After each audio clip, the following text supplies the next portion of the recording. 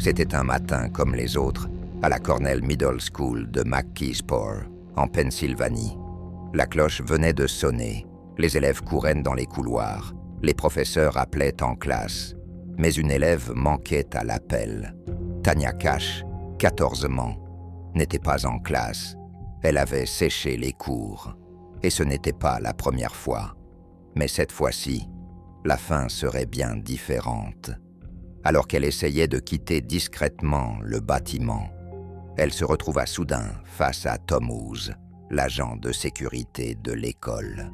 Tanya retint son souffle. Elle craignait qu'il ne l'emmène voir le directeur. Mais l'homme de 38 ans secoua simplement la tête et sourit. « Ne t'inquiète pas, dit-il calmement.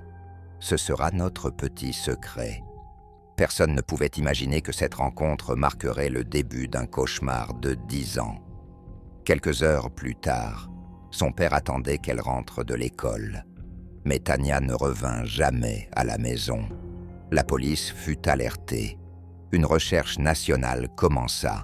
Des avis de disparition avec son visage furent placardés dans les centres commerciaux, les stations-service, les cours d'école. Mais aucune trace de Tanya. Les années passèrent et aucune nouvelle piste ne fut découverte. L'affaire fut classée comme une disparition non résolue, jusqu'à ce qu'une décennie plus tard, un appel d'urgence parvienne à la police. « Je sais où se trouve Tanya Cash. » L'adresse indiquée était celle de Tom House, l'agent de sécurité de l'école. Ce que les policiers allèrent découvrir allait choquer tout le pays. Tanya Cash est née le 14 octobre 1981 et a grandi dans la petite ville de Monongahela, en Pennsylvanie. Ses parents, Jerry et Sherry, étaient au départ un couple heureux. Mais avec le temps, leur mariage s'est détérioré et quand Tanya avait 11 ans, ils se sont séparés définitivement. Son père, Jerry, obtint la garde exclusive, tandis que sa mère, Sherry, tomba dans une spirale négative. Tanya grandit en subissant ses sautes d'humeur. Parfois, Sherry était affectueuse et attentionnée, mais d'autres fois, froide et distante. Son père fit de son mieux pour lui offrir un foyer stable, mais élever une enfant seule n'était pas facile. Quelques années plus tard, Jerry rencontra une nouvelle femme, nommée Joanne.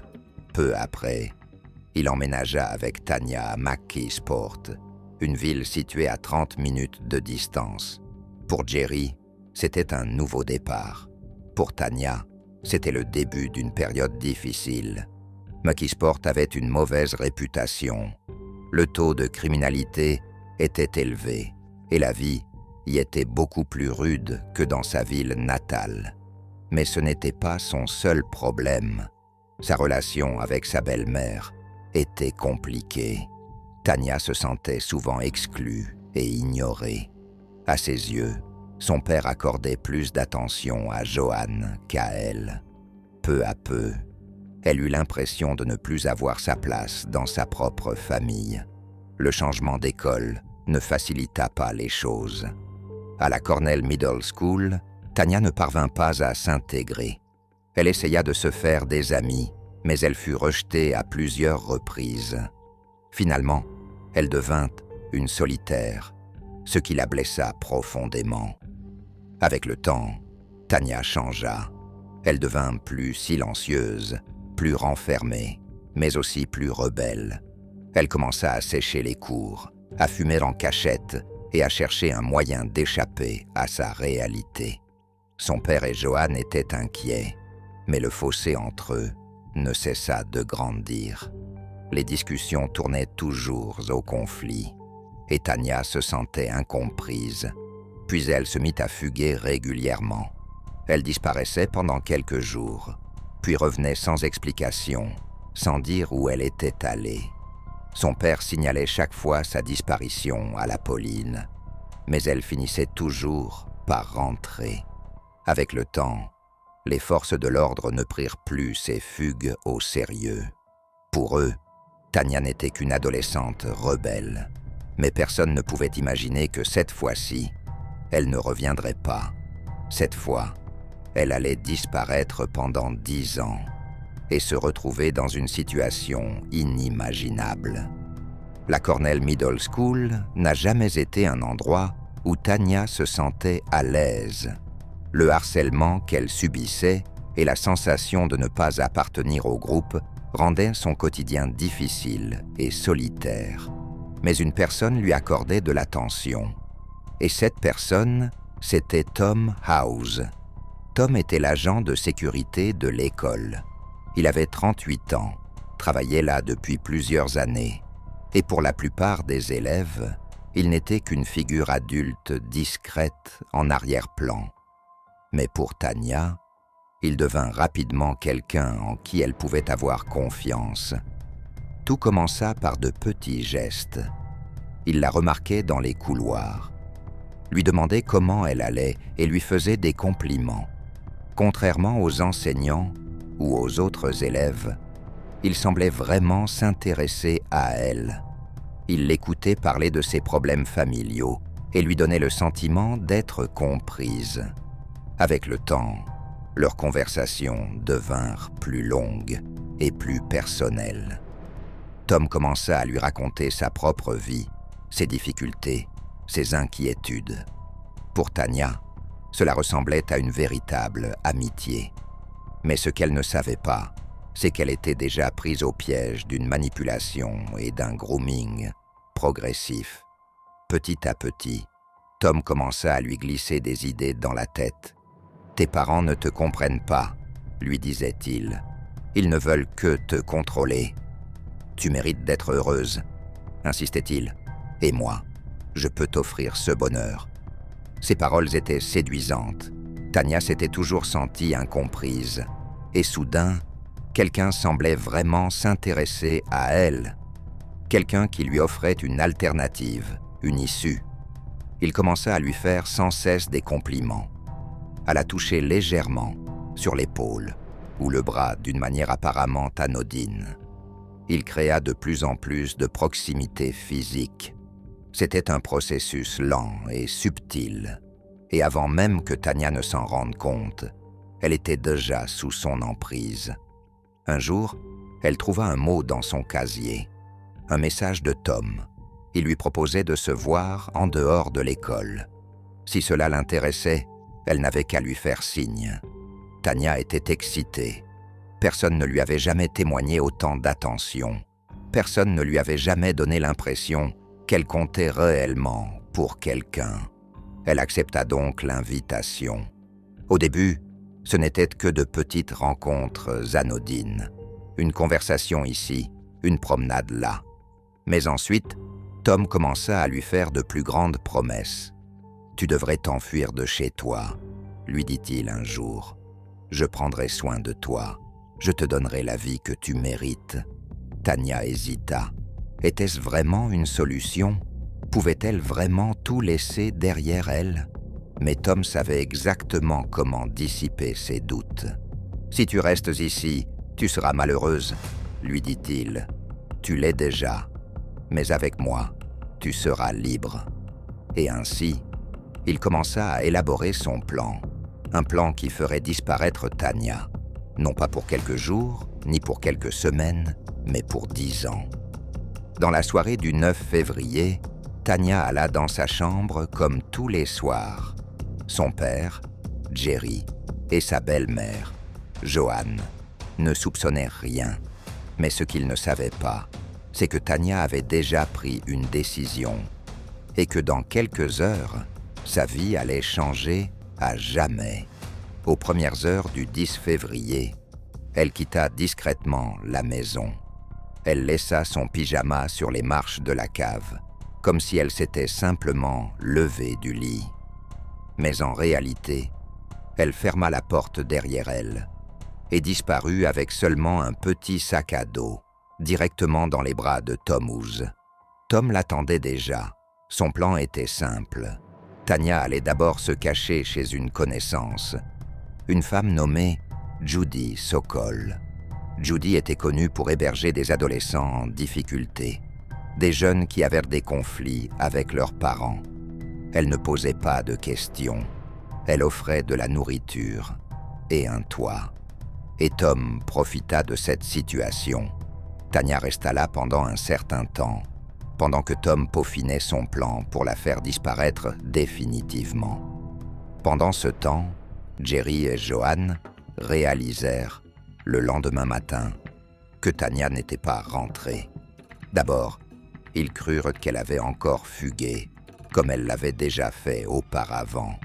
Mais quand la journée passa sans aucune nouvelle, Jerry commença à vraiment s'inquiéter. Il signala sa disparition à la police, mais les enquêteurs ne prirent pas l'affaire au sérieux. Elle a déjà fugué plusieurs fois, dirent-ils. Elle finira par revenir. Mais les jours se transformèrent en semaines, et Tanya restait introuvable. Désespéré, Jerry fouilla la chambre de sa fille à la recherche d'indices. Dans son journal intime, il trouva un nom qui revenait sans cesse, Tom. Qui était Tom? Jerry apporta cette information à la police. Mais Tom House n'était qu'un agent de sécurité scolaire, un homme discret et sans histoire. Personne ne pouvait imaginer qu'il était impliqué dans la disparition de Tanya. Lorsque les enquêteurs l'interrogèrent, il joua son rôle à la perfection. « Oui, je connais Tanya, » dit-il. « Elle m'a écrit une lettre une fois. Une simple lettre d'adolescente, une petite admiration passagère. J'ai même remis cette lettre à l'administration de l'école pour éviter tout malentendu. » La police le crut et l'exclut de la liste des suspects. Pendant ce temps, Tanya continuait à vivre chez Judy Sokol. Pour la rendre plus difficile à reconnaître, on lui teignit les cheveux, on changea sa coupe, on modifia complètement son apparence. Après environ un mois, Judy annonça que Tanya devait partir. Alors, Tom la prit définitivement chez lui. Ce que Tanya ne savait pas encore, c'est que le moment où elle franchit cette porte marqua le début d'une prison sans barreaux. Elle pensait avoir fait un choix, mais en réalité, elle n'avait plus aucun choix. Lorsque Tanya entra dans la maison de Tom House, elle croyait encore que sa nouvelle vie allait commencer. Mais elle n'avait aucune idée de ce qui l'attendait réellement. Tom la conduisit directement dans sa chambre, une petite pièce presque vide, située à l'étage. « Ce sera notre maison », lui dit-il en souriant. Mais très vite, Tanya comprit qu'elle n'était pas simplement une invitée, elle était une prisonnière. Dès le début, Tom établit des règles strictes. Tanya n'avait pas le droit de quitter la chambre. Elle ne pouvait pas aller à la cuisine, ni accéder à la salle de bain. Elle n'avait pas le droit d'aller nulle part. À la place, Tom lui donna un seau à utiliser comme toilette, qu'elle devait garder dans un coin de la pièce. Les fenêtres étaient verrouillées, la porte fermée à clé, en permanence. Personne ne devait savoir qu'elle était là. Au début, Tanya pensait que ce n'était que temporaire, qu'il allait bientôt la laisser sortir. Mais plus les jours passaient, plus il devenait évident que Tom n'avait aucune intention de la libérer. Il commença à lui faire peur. « Si tu essaies de t'enfuir, personne ne viendra te chercher, » lui disait-il. « Le monde t'a oublié, personne ne te cherche. » Il lui répétait sans cesse que son père était soulagé qu'elle soit partie, que sa famille ne voulait plus d'elle, qu'elle n'avait nulle part, ailleurs où aller. Et après des mois d'isolement et de manipulation, Tanya commença à le croire. Avec le temps, quelque chose en elle changea. Tom la punissait si elle ne faisait pas ce qu'il voulait. Il contrôlait tout, ce qu'elle mangeait, quand elle dormait, ce qu'elle pouvait penser. Jour après jour, il lui inculquait l'idée que sa vie en dehors de cette chambre était terminée. Il lui parlait comme à une enfant incapable de survivre seule, lui disait qu'il l'aimait, qu'aucun autre homme ne l'aimerait jamais comme lui. Tanya devint dépendante de lui. Elle n'avait plus ses propres pensées, plus ses propres désirs.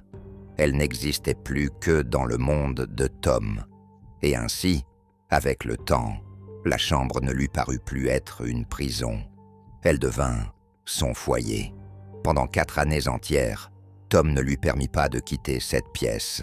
Pendant 4 ans, personne ne la vit. Mais en 2000, il décida qu'elle était prête, non pas pour être libre, mais pour commencer une nouvelle vie secrète avec lui. Tom l'autorisa à sortir avec lui, mais uniquement sous des règles extrêmement strictes. Il lui donna une nouvelle identité. À partir de ce jour, elle n'était plus Tanya Cash. Désormais, elle était Nikki Diane Allen. Elle ne pouvait dire à personne qui elle était vraiment. Tom l'emmenait faire des courses, lui permettait d'acheter quelques petites choses, mais il la surveillait en permanence. Chaque conversation qu'elle avait était contrôlée. Chaque regard qu'elle échangeait avec quelqu'un était observé. Et chaque fois qu'elle semblait oublier son rôle, Tom lui disait « Tu n'existes pas. Tanya Cash est morte. » Et ainsi, Tanya continua à vivre, comme une femme qui, pour le monde, n'existait plus. En 2003, 7 ans après sa disparition, Tanya obtint un peu plus de liberté. Tom lui permit de sortir seul, mais seulement en apparence. Il lui imposa des règles strictes. Elle ne pouvait aller qu'à certains endroits, devait rentrer à l'heure exacte et ne devait parler à personne de sa véritable identité. À ce stade, Tanya était complètement façonnée par la manipulation de Tom. Son ancienne identité en tant que Tanya Cash avait disparu. Désormais, elle croyait réellement qu'elle ne pouvait exister que sous le nom de Nikki Diane Allen. Elle ne voyait plus d'issue possible. Un des endroits où elle allait souvent était JJ's Deli Mart, une petite épicerie située près de la maison de Tom. Là travaillait Joe Sparico, le propriétaire du magasin, avec sa femme et sa fille. Pour Tanya, la famille Sparico appartenait à un tout autre monde. Un monde où les gens s'aimaient et se respectaient. Un monde dont elle avait toujours rêvé, mais qu'elle n'avait jamais connu. Joe remarqua rapidement que quelque chose n'allait pas chez Nikki. Elle semblait effrayée, distante, comme si elle était toujours ailleurs dans ses pensées. Elle ne parlait jamais de son passé et évitait les conversations personnelles. Mais plus Tanya venait dans son magasin, plus elle se sentait en confiance avec Joe. Un jour, il alla jusqu'à lui proposer un emploi. Pour Tanya, travailler au JJ's Deli Mart fut un premier pas vers une vie normale. Pour la première fois depuis des années, elle pouvait ressentir un semblant de liberté. Elle rencontrait des clients, discutait avec des gens, et pour la première fois, ne se sentait pas totalement isolée. Mais malgré les apparences, Tom continuait à tout contrôler. Il décidait quand elle pouvait travailler, combien de temps elle pouvait rester et avec qui elle pouvait parler. Il la surveillait de près et lui rappelait constamment qu'elle n'avait nulle part, ailleurs où aller. Mais quelque chose en Tanya commença à changer. La vie de la famille Sparico lui montrait une autre réalité. Un monde où les gens étaient bienveillants. Un monde où elle pouvait être elle-même. Puis, le 20 mars 2006, quelque chose se produisit. Quelque chose qui allait tout changer. C'était une journée comme les autres. Tanya travaillait au magasin comme d'habitude. Soudain, elle éclata en sanglots. Joe s'inquiéta immédiatement. Il la connaissait assez bien à présent pour savoir que quelque chose n'allait pas, mais il ne savait pas quoi. Il la prit à part et lui demanda avec douceur « Qu'est-ce qui ne va pas, Nikki? Je peux t'aider ?» Tanya le regarda les larmes aux yeux. Elle inspira profondément, puis elle chuchota une phrase qui allait tout changer. « Je ne m'appelle pas Nikki. Mon vrai nom est Tanya Cash. » Joe resta figé. Il connaissait ce nom. Depuis des années, il avait entendu parler de cette affaire. Cette adolescente disparue sans laisser de traces. Et maintenant, elle était là, juste devant lui. Avec précaution, il continue à poser des questions. « Où étais-tu pendant tout ce temps ?» Et Tanya lui raconta tout. Elle lui dit qu'elle vivait avec Tom House, comment il l'avait manipulée, comment il l'avait gardée coupée du monde, comment il lui avait fait croire qu'elle n'avait aucun autre choix. Joe savait qu'il devait agir immédiatement. Il la prit dans ses bras et lui dit « Je te promets que je vais te sortir de là, je vais t'aider. » Il lui conseilla de rentrer chez elle ce soir-là, comme si de rien n'était, pour éviter que Tom ne soupçonne quoi que ce soit. Puis il prit son téléphone et appela la police. Le lendemain matin, le 21 mars 2006, la police frappa à la porte de Tom House. De l'intérieur, Tom prononça une seule phrase. « Merde, c'est la police. » Puis il ouvrit la porte. Derrière lui se tenait Tanya. L'un des agents la regarda et lui demanda « Es-tu Tanya Cash ?» Tremblante, elle regarda Tom, puis elle regarda l'agent. Enfin, elle prononça le mot qui mit fin à 10 ans de captivité. « Oui. » Lorsque Tanya prononça le mot « oui », le temps parut suspendu. Après 10 ans, elle était enfin libre. Les policiers l'escortèrent hors de la maison et l'emmenèrent au poste de police. Pendant ce temps, Tom House fut arrêté.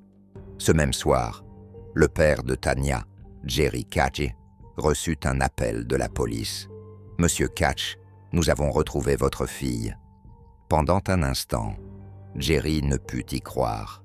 Après toutes ces années, il avait presque perdu espoir de la revoir vivante. Il demanda plusieurs fois si c'était une mauvaise blague, mais la voix, à l'autre bout du fil, lui confirma la nouvelle. Tanya était bien vivante. Au poste de police, Tanya attendait l'arrivée de son père. Elle ne savait pas comment se sentir.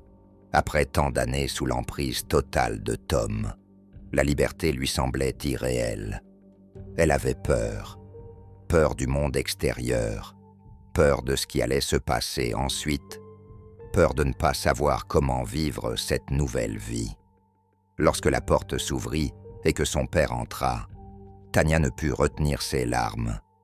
Jerry s'approcha d'elle, les yeux remplis d'émotion. « Tanya » murmura-t-il. Sans un mot, elle se précipita dans ses bras.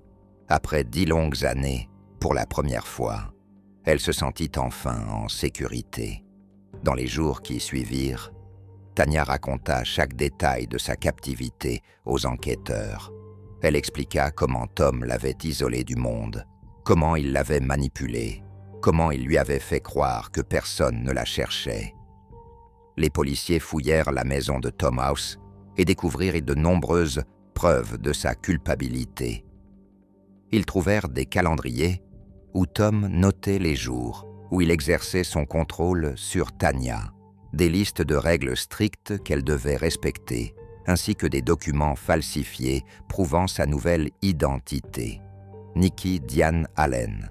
Mais malgré toutes ces preuves, Tom ne fut pas accusé d'enlèvement.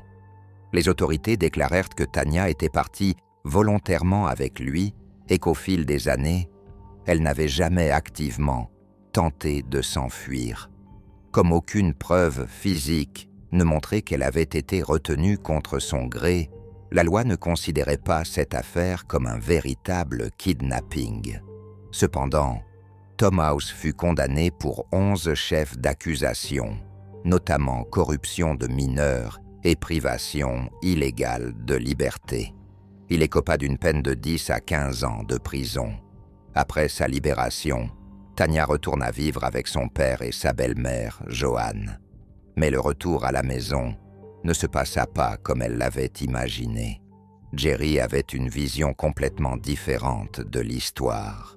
Il ne comprenait pas pourquoi Tanya n'avait jamais essayé de s'échapper, alors qu'elle avait eu plusieurs occasions de demander de l'aide. Il lui posait sans cesse la même question. « Tu allais travailler, tu sortais. Pourquoi n'as-tu pas fui ?» Tanya ne pouvait pas lui donner une réponse simple. L'emprise psychologique la peur constante, le sentiment qu'elle n'avait nulle part où aller. Tout cela était difficile à expliquer. Pour Jerry, cela n'avait aucun sens qu'elle ne se soit jamais enfuie. Les tensions entre eux s'aggravèrent. Lorsque Tanya publia son livre, intitulé « Memoir of a Milk Carton Kid », son père se sentit attaqué. Dans son témoignage, Tanya écrivit que son père aurait dû être plus présent avant sa disparition. Jerry le prit mal et décida de poursuivre sa propre fille en justice pour diffamation. Ce procès marqua la rupture définitive entre eux. Pendant des années, Tanya avait rêvé de retrouver sa famille, mais maintenant, elle était à nouveau seule. Après avoir purgé 15 ans de prison, Thomas fut libéré en février 2022. La nouvelle de sa remise en liberté suscita une énorme indignation, mais le pire était encore à venir. Au lieu de déménager ailleurs, Tom retourna vivre dans la même maison où il avait enfermé Tanya pendant 10 ans. Pour Tanya, c'était un cauchemar sans fin. Mais ce qui la terrifiait encore plus, c'était de savoir que son ancien bourreau vivait à seulement 15 minutes de chez elle. « J'ai peur chaque jour de le croiser dans la rue », confia-t-elle dans une interview. Après tout ce qu'elle avait enduré, Tanya aurait dû enfin être en sécurité, mais son passé refusait de la laisser en paix. Après sa libération, Tanya dut affronter un monde totalement différent de celui qu'elle avait connu avant sa disparition. Alors que les autres personnes de son âge lançaient leur carrière, allaient à l'université ou fondaient une famille, elle devait tout réapprendre, y compris comment être indépendante. Son esprit avait été complètement façonné par des années de manipulation et de contrôle sous l'emprise de Tom. Désormais, en plus de retrouver sa liberté physique, elle devait aussi se libérer mentalement. Mais ce ne fut pas une tâche facile. Dans un premier temps, Tanya retourna vivre chez son père et sa belle-mère Joanne. Mais rapidement, elle réalisa que les tensions familiales qui existaient avant sa disparition n'avaient pas disparu. Son père ne comprenait pas son comportement, et Tanya avait le sentiment qu'il ne la comprenait pas du tout. Au bout d'un moment, elle comprit qu'elle avait besoin d'espace pour reconstruire sa vie. Mais même après avoir emménagé dans son propre logement, le passé continuait à la hanter. Tanya souffrait de crises d'angoisse, avait du mal à faire confiance aux gens et ne savait pas toujours comment se comporter dans la société. Son estime de soi était brisée et elle se battait pour retrouver son identité. Malgré tout, elle décida de ne pas se laisser abattre. Elle chercha du soutien psychologique, commença à échanger avec d'autres victimes de manipulation mentale et tenta de transformer son expérience en quelque chose de positif. En 2013, Tanya publia son autobiographie « Mémoire d'un enfant carton lait ».